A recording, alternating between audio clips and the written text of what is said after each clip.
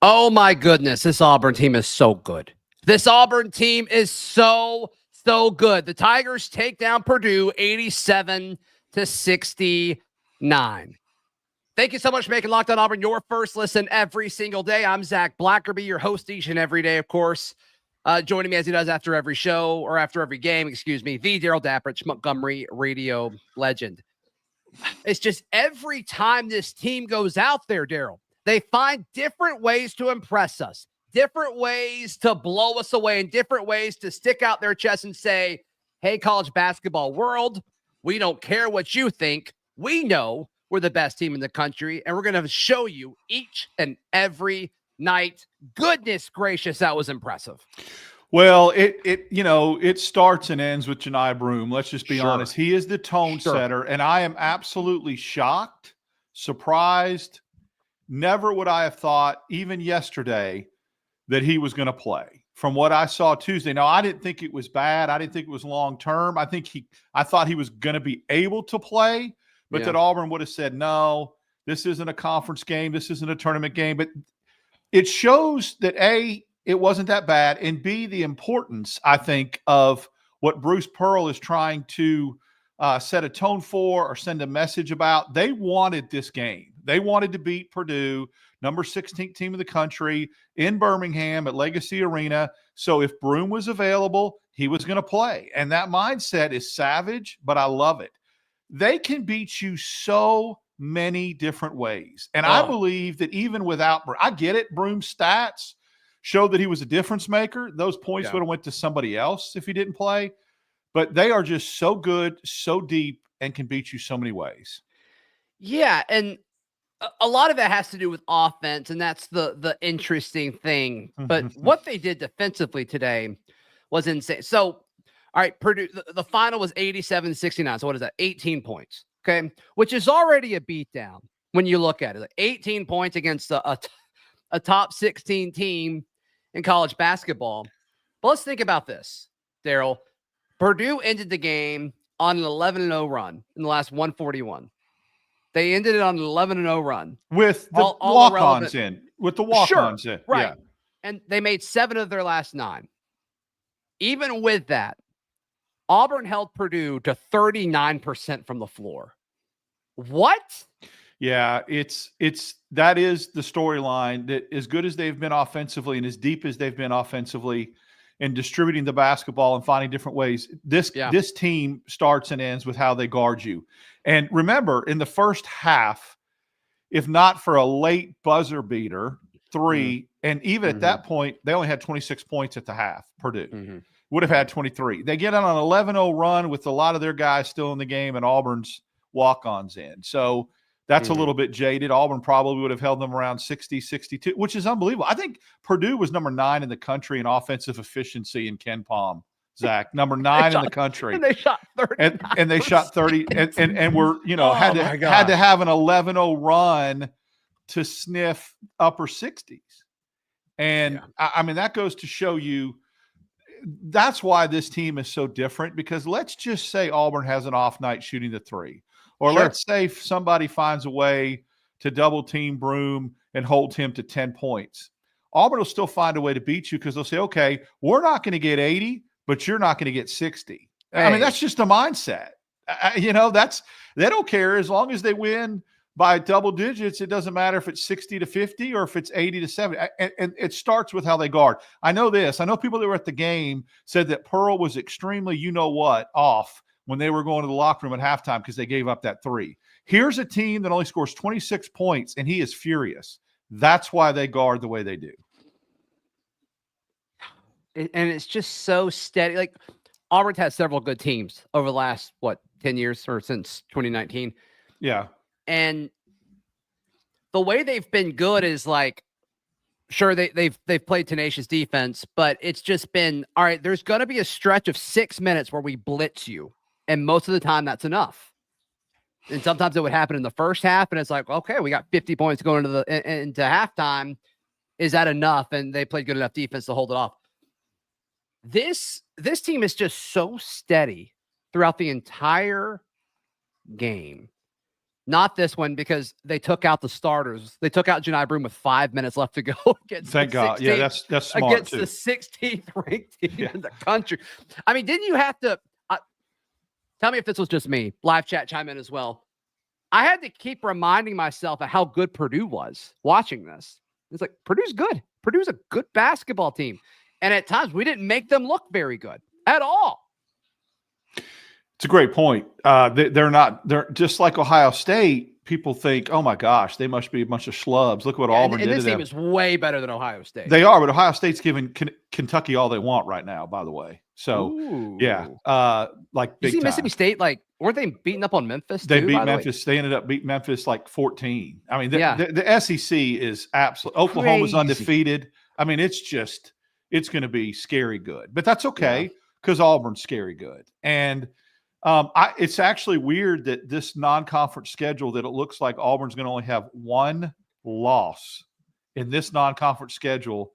Actually, after we thought we'd take that all day long, I think it going into you usually have a really tough non-conference, so to prepare you for the conference, and I get that, but it's going to be a big step up going into the SEC, and that says something for the conference. But yeah, I mean, pretty much every team in the conference has a pretty solid quality win that you can point to and say, okay, or they're undefeated, which is and don't underestimate the fact too that, just to be totally transparent and be fair about this, Auburn playing in Legacy Arena, from all the reports we got, it was like Auburn North. It was like a home game. So Purdue, the broadcast, Purdue sounded pretty loud though. Yeah, I mean, I get it. I just heard it was like 80% Auburn fans, and Auburn fans. Well, props to the Purdue folks that showed up because they were pretty. Yeah, because they were loud. But I mean, their them. nickname is the Boilermakers, and that's a mixed drink of whiskey and a beer. So of course they were loud. Is that what that is? Well, it's two things. A Boilermaker is an industry. It's a job, like a steel worker or something like that. But they made a drink called a Boilermaker, a cocktail that's a shot of whiskey and a beer. Okay. Yeah.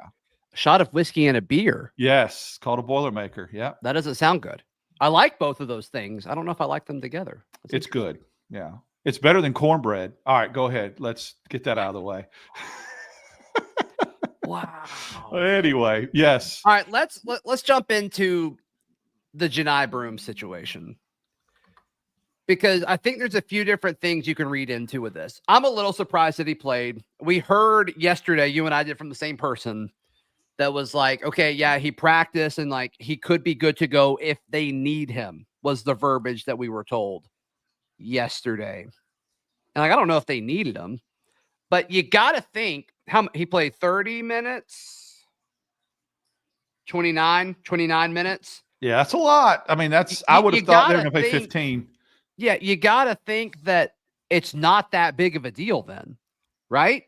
Or they wouldn't have done it, right? No, it can't be. Exactly. I mean, look, if he would have played like 12 minutes and they would have nursed the heck out of him and really, did what is that called? The workload thing where you're managing minutes and that kind of thing. Load management. Load management. There you go. They do it in the NBA. And if they would have done that and he would have played like 12 to 15, I would have said, yeah, it's still a little bit less than 100%. And they're just trying to get to Monmouth and then they'll sit him. You play almost 30 minutes and they had no concerns at all. Yeah. Yeah. And I mean, 10 to 15 for 23 points. Just like, this guy, man, you can't slow him down. You can't slow down Johni Broome. Yeah.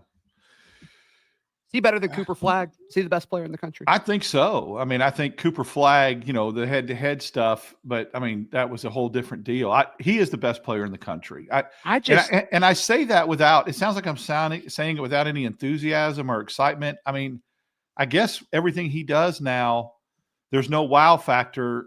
I expect it. I appreciate it, but I just I've come to the realization he's just the best player in the country. He's just so much better than everybody else. It looks like it's just a different. It looks like a high schooler playing against a bunch of JV guys out there. And once again, can't stress it enough, Purdue is the number 16th ranked team in the country. And they're known for being physical. Yeah. And beating you up. And Johni Broome, who just got his shoulder blitzed a few days ago, is like, no, you can't slow me down. It's insane. What we're watching has the potential to be historic. in Auburn lore forever. Where to the point we're going to talk about Johni Broome being the best Auburn basketball player ever. Like pump the brakes. I know we're getting there. I know you feel that way, but there has to be some things. I do agree with your take at the beginning of the year where you said, would you put him on the Mount Rushmore of Auburn basketball? Yes. At the beginning of the year, I was hesitant. Now I will say yes. I know that Barkley in person never won titles. He is in that stratosphere right now. Absolutely. But I think that to claim matters. It does. But to claim he's the greatest of all time, if he gets Auburn to the Final Four, I'm ready to make that declaration. I think a Sweet 16 appearance earns Johni Broome that. He would have multiple titles, and then he would have Auburn in a Sweet 16, which hasn't happened a whole lot. It has happened, but not often. Yeah. I think it would put you in that conversation. And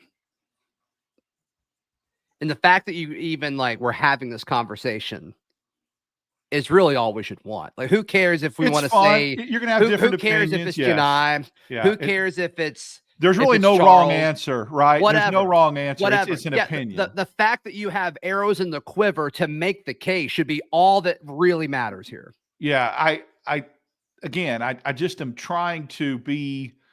I'm trying not to overreact. I know what the capability is and the potential is, and I know that I have moved him way up the ladder from where I had him at the beginning of the year to now, saying he's one of the top 3, and I don't even blink saying it. I don't even hesitate saying it. I just want to see that if they were to get bounced in the first round, which ain't going to happen again, then I would say, and I know Charles Barkley's team did too, but remember what Auburn basketball was before Charles Barkley came. No, 100%. And Broome is, and when you talk about legacy, right? That certainly matters. But I just think the longevity of Johni Broome's excellence. We'll see.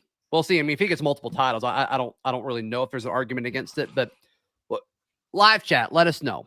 What does Johni Broome have to do this year to solidify himself as the best player in Auburn basketball history? Genuinely curious. We jump into more of that, as well as the player of the game. And Auburn's got a shot. To make a run, obviously, and finish maybe the toughest non-conference schedule ever with just one loss. That's all next, right here on Locked On Auburn. Today's show is brought to you by our friends at FanDuel.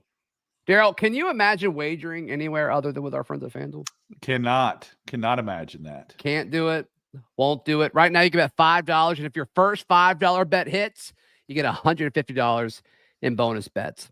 Little last-minute Christmas shopping. Cash. Let's go. Yeah, let's just go ahead and get it. With FanDuel. It's America's #1 sports book. With the college football playoffs happening, with the NFL heating up, with the NBA, apparently they're still playing games, whatever. All at FanDuel.com.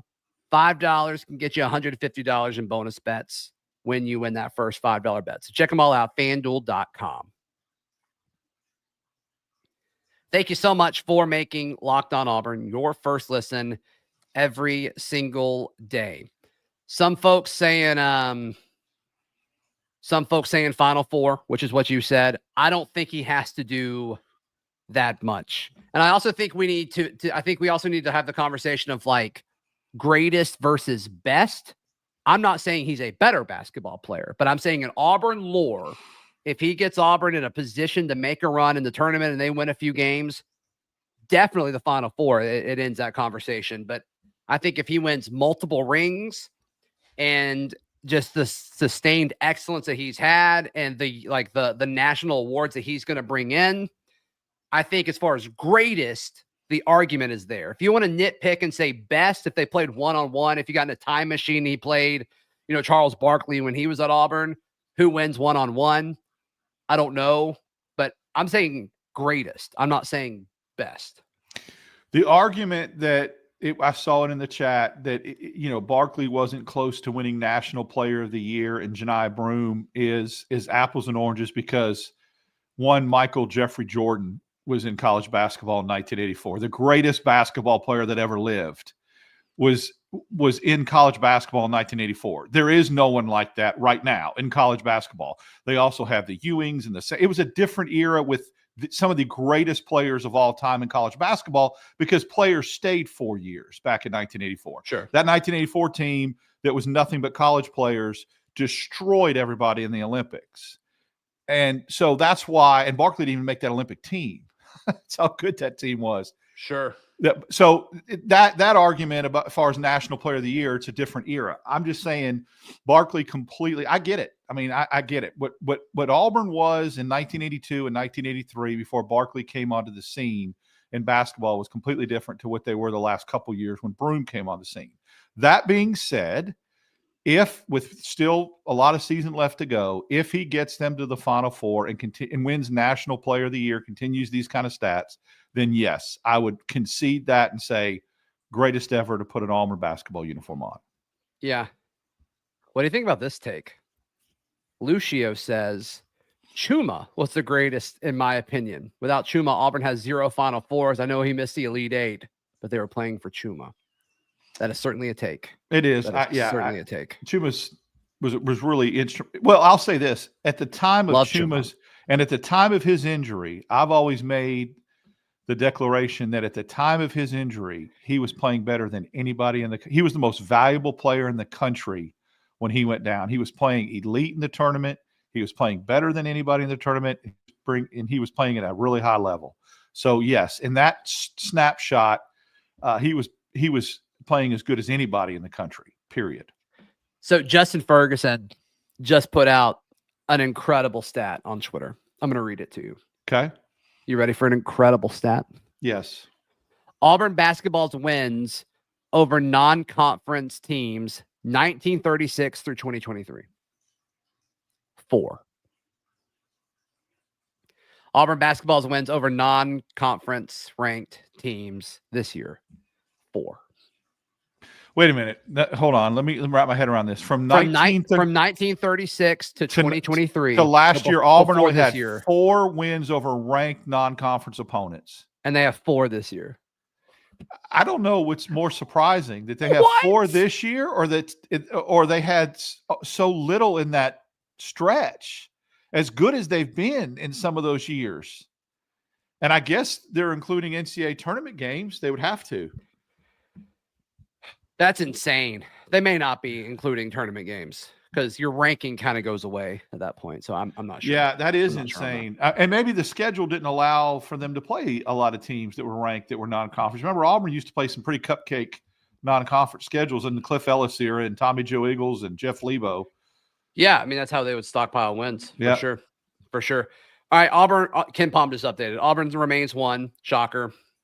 They're about 4 points ahead of Duke, with Tennessee slipping a little bit. Things you love to see. And then Purdue slipped. I didn't catch what they were beforehand, but Purdue is now 27th at 8-4. So take that for what it's worth. Purdue looked like they didn't look like even the 27th ranked team today. Just going to be honest, because of what Auburn did, but whatever. Auburn did a really good job too, breaking down a little bit of X's and O's. You know, they came in with a guard, Braden Smith, I think his name was. I'd have to look at it if you've got that in front of you, but they have a guard that's one of the best shooters in the country and one of the best assist guy in the country. Auburn did a really, really good job on their backcourt, which is amazing too. And that defensively, you know where that starts. Starts with Denver Jones. Yeah. So yeah, he just does such, and he had another solid game too. I mean, yeah, I think he was in double digits. And Braden Smith. I was right. I get him and the offensive tackle for Auburn confused. Yeah, but he was also a really good lineman. Really good, yes. Yeah, but I think that Auburn's backcourt is going to be the difference as to why this team can go where they need to go this year. Let's give props to where, okay, who's the player of the game? If you want to make an argument for not Johni Broome, I'd love to hear it in the live chat. But Denver Jones, 6 of 10 for 15. Okay. Johni Broome, 10 of 15 for 23. Okay. Chad Baker-Mazara, 4 of 7 for 8. All right. Not a great game for Miles, 2 of 8 for 5 points. Okay, whatever. Dylan Cardwell, 3 of 3 for 6 points. You take that from Dylan every single night. Yep. Tahad Pettiford. Tahad freaking Pettiford. Tahad Big game Pettiford. Primetime Pettiford. I don't know. 7 of 12 for 18. Like, this kid, man, just whenever he's on, like, there's just not many kids better right now. It's another reason why Auburn's at a different level this year, because they're getting contributions from a freshman, highly touted, highly recruited point guard or guard that is coming in and is making a difference. And Auburn, unfortunately, I'm not knocking kids, I'm not mentioning names, hasn't had that opportunity the last couple of years to where a backcourt player that was a freshman that was counted on and expected to come in and make an immediate impact didn't. He is. And I would say he's exceeding expectations. That's, as of right now, I think he's even playing a little bit better. Yes. Yeah. I believe he is. I know you didn't want to call anybody out, but I'm going to, because this is absurd. This is absolutely absurd. And I know this has to do with like him playing with walk-ons at the end of the game. JP Pegues played 1 minute. 0 for 1. 1 minute. You want to guess what his plus minus was? 1 minute. Well, if they went on an 11-0 run, I'm going to say his plus minus was -10. It was -11 in 1 minute. Yeah. That's tough. Yeah. That's tough to deal with. Hey, I think it was Trent in the live chat pointed out the other stats for Chad Baker-Mazara. So 8 points, whatever. 5 rebounds. Okay. 6 assists. 2 blocks. One of his blocks just landed in Pelham. He swatted that ball so hard that it actually someone at the Summit Mall caught it. It was absolutely unbelievable. So, and I want to always, we want to make this educational, entertaining, fun. So somebody did follow up when I was talking about an industry, what a Boilermaker was, and somebody in an industry yes, they laid train tracks down. They were the people that also was in a manufacturing industry of producing and laying down train tracks. That's why the Boilermaker Purdue logo is a train. So I knew they were in an industry that had to do with steel and iron and metal. I just didn't know exactly what it was. That's the first thing. But the second that I gave you guys is true. You can look it up. Can the live chat thank Darrell for that fun fact? Can we just flood? No, they're on me about the cornbread take. So, but I mean, quit bringing it up, man. It's a bad take. But you know why I'm doing it? Because I'm going to try and adapt and adjust and try some that is different and change my opinion on it and say it is kind of good. I just haven't had it correct, right? You know what we could I'm going to call you if you try it and you like it. I'm going to call you a flip flopper. No, Darrell Dapprich. Well, there you go. Oh gosh, that's right there with Darrell. Yeah, that would be a good one. Yeah, Darrell Dapprich. There we go. Let's go. There we go. All right, everybody drop what they think Auburn's schedule will be, or what Auburn's record will be over the next 5 games of the schedule. They play Monmouth to wrap up non-conference play. The Woolly Monmouths. There we go. And it's just, if you would have told me Auburn was going to go 12-1, I would have danced. I would have cabbage patched. I'd have danced. Oh my goodness. I would have said, they were 12-1. I bet the only loss was at Duke, and the officials had a big part of that. And I'd have been right. Yeah.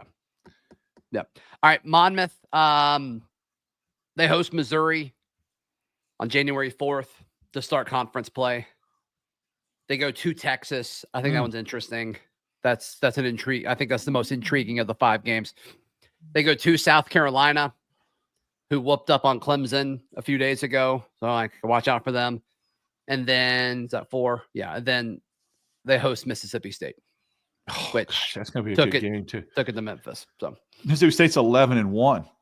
I mean, they've beat 3 ranked teams so far, and they haven't been close. This conference, and with Oklahoma and Texas coming in, and Oklahoma being undefeated, and you know what Florida is, and you know what Tennessee is. Man, do you really think there's going to be 13 SEC teams in the tournament? Because that's absurd. Who said that?